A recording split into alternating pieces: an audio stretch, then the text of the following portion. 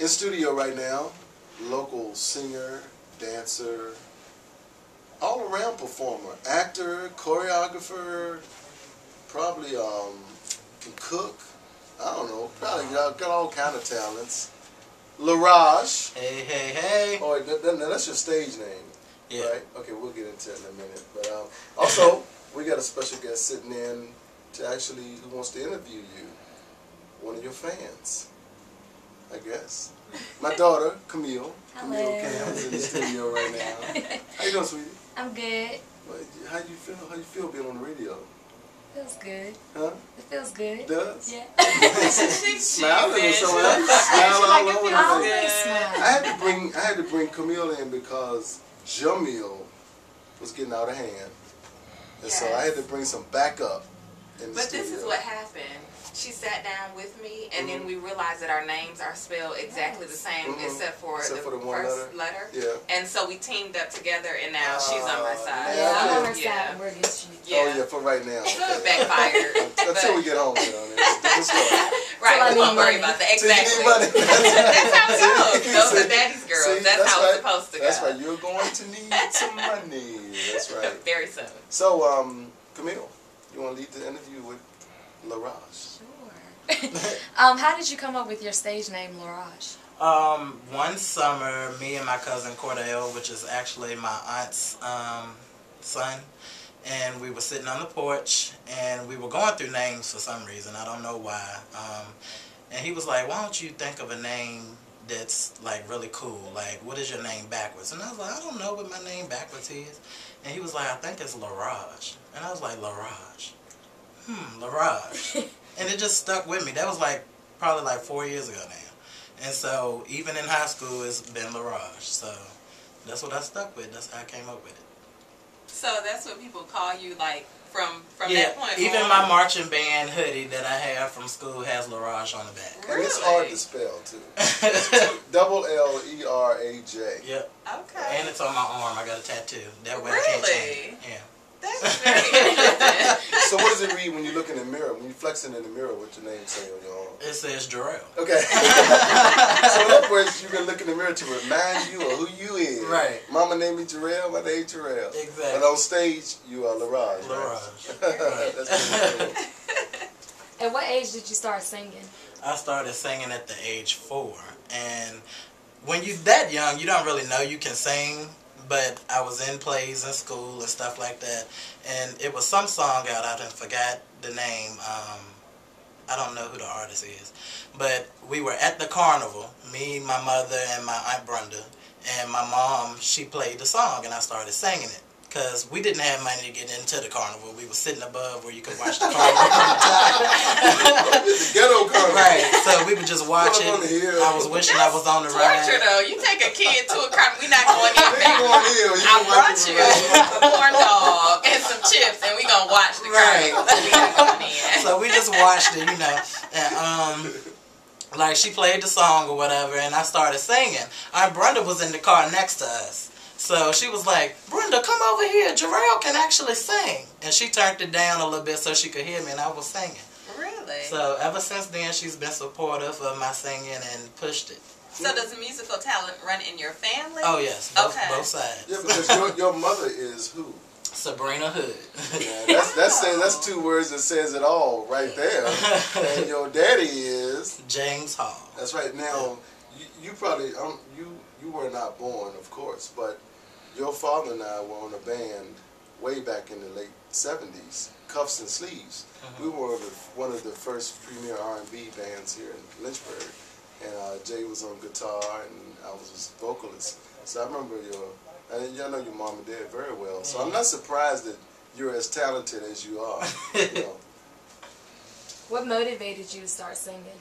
I would say my mother motivated me, like, and my father. Like, growing up in a house where it's constant music all day, and you have parents that see something in you, and they give me inspiration. Like, my mother, she would rehearse with her groups down in the basement or whatever, like, all the time.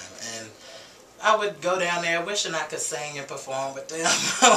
And she'd be like, boy, you need to sit down and be quiet. But I wanted to sing so bad. And, like, my dad, he taught me how to play the drums and stuff like that. So my parents were my motivation. Okay, so do you record your music or? I do. Before I went to the studio and worked with Mr. Tony right here, I had a little setup in my house on the 3rd floor, and I would record stuff that I wrote, and it was weird in a kind of way because I didn't have the proper equipment, so I would hold microphones up to the TV that was playing from the PlayStation just to get the beat. Because I'm gonna tell you, here's a funny story. So when we start to work with LLeraj to come into the studio, I'm like, do you have songs already that you want to work on? Like, yeah, I got all these beats and I got the music, and I'm like, great, bring it to the studio or whatever. So he comes in the studio with this PlayStation. I'm like, wait a minute. So I look at DJ Ed and I'm like, what are we supposed to do with that? We can't get the music off you got a game console up in the studio. Where's the controller? So I forget what we wound up doing, but we did wind up producing a hit record, One Shot, which is a very upbeat, high energy song, and I know you performed it at several places around town, and it'll be in rotation on our show. But that was great. It was a good experience for us. Was it a good experience for you to be able to record that? It really was, and I wasn't expecting for the song to really come to light that day. Like, because like it was crazy. We didn't have any intention of doing that song. Right, and I remember like you was like, well, just come in, listen to some stuff or whatever, but do you have anything in mind? And I was like, oh, I got a song or whatever called One Shot. I had originally wrote the song to another track, but when I heard DJ Ed's track, I had to go all the way back through and rewrite the song just to fit. So I ended up doing it in like 10 minutes, recorded in like 30 to an hour, something like that, and I had to go to work, so I was rushing anyway. And then he was at work. He didn't even know we had the song finished, and I had to sing to him that night. And George Taylor, shout out to you. He was too. sitting in there, on the whole session or whatever. And I came back. He threw in a rap and everything, and I was like, "This is hot." It is a hot track. It is a hot track, and you'll hear it coming up after this interview. So, are you gonna perform for us today? I think you should. What's Chris Brown's song? Don't Judge Me. That seems to be pretty hot right now. Okay. So I'll sing that. Alright, let's hear it. You're hearing rumors about me, and you can't stomach the thought of someone touching my body when you're so close to my heart. I won't deny what they're saying, because most of it is true, but it was all before I fell for you. So please, baby, so please don't judge me, and I won't judge you, 'cause it could get ugly before it gets beautiful. So please don't judge me, and I won't judge you. And if you love me, let it be beautiful. Wow, I ain't gonna judge you.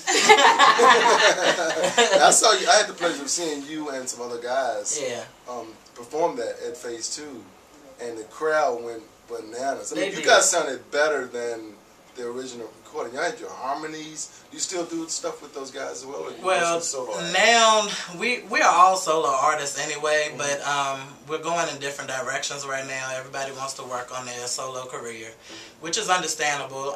One of the guys, he's actually a gospel singer. So I can't hold anybody back from what they want to do. As much as I love singing with a group and stuff, he was like, you know what, Jarrell, I want to work on my solo career and sing gospel. So I was like, you know what, go for it. That's good, because I'm going to do what, I think's best for me too, so I expect them to do the same. Yeah, awesome. Besides singing, do you have any other talents? Sure, I play the drums, I dance, I play a little bit of the keyboard just from teaching myself. I diddle and daddle a little bit, and that's pretty much, I write music. Yeah, I write my own songs and stuff, which I've been doing now since I was 6, I believe. You've been writing songs since you were 6? I have a big booklet of songs. It's probably over 300. You haven't started yet, Camille? I haven't started, but I thought I still had time. I am tripping. Yeah, I started writing songs when I was 6, about 300 of them, and I remember how each one goes. Yeah. What were you you writing about at 6? Yeah, really. Really, it's crazy because I was writing about stuff I shouldn't have been writing about. Oh. And my mom was like, "What do you know about that?" But it started out basically as poems. Like, I love poetry. Okay. So when I was little, I would write poems, and then when I got to middle school, we actually had a poem class called Club Pussycat. And Mr. Brown was the teacher. Okay, that sounds right. That sounds like school to me.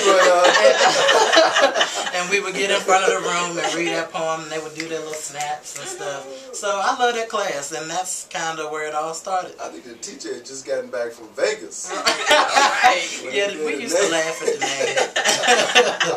Oh my goodness. Do you have any other upcoming events? I do. I'm supposed to be going to the Apollo in May or sometime, hopefully. My mother, she actually went to the Apollo when I was little, back in 1992, and she won a segment of it. So, and I remember telling her when I was little, you know, I'm going to go to the Apollo and be just like you, and I'm going to make it for you, because she gave up her career and her dream for me, just so I could have a proper raising. So I was like, you know what, Mom, I'm going to do it for you. But they had ended up canceling the Apollo, so it's just funny that they brought it back. So, you went to the X Factor.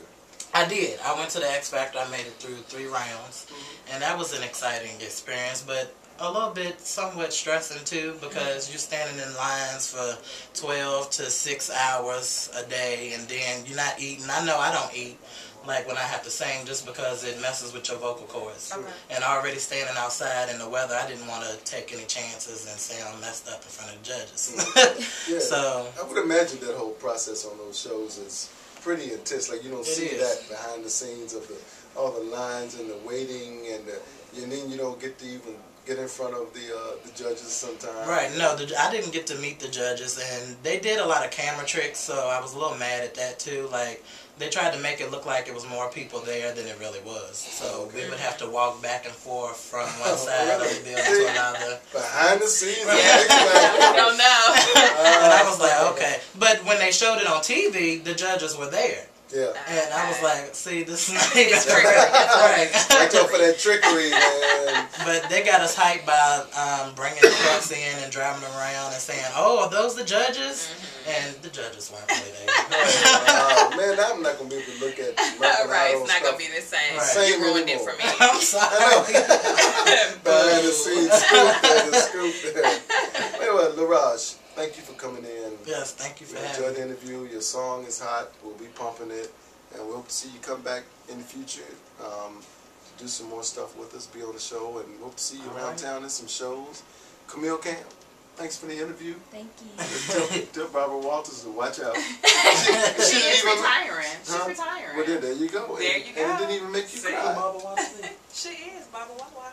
You know about Baba Wawa? She's about 700 years old. It's time. $6.95, I think. Oh, there's the Pope, so hang it on. turn the Pope, go hang it up. But thanks a lot for coming on the show, everybody. LLeraj.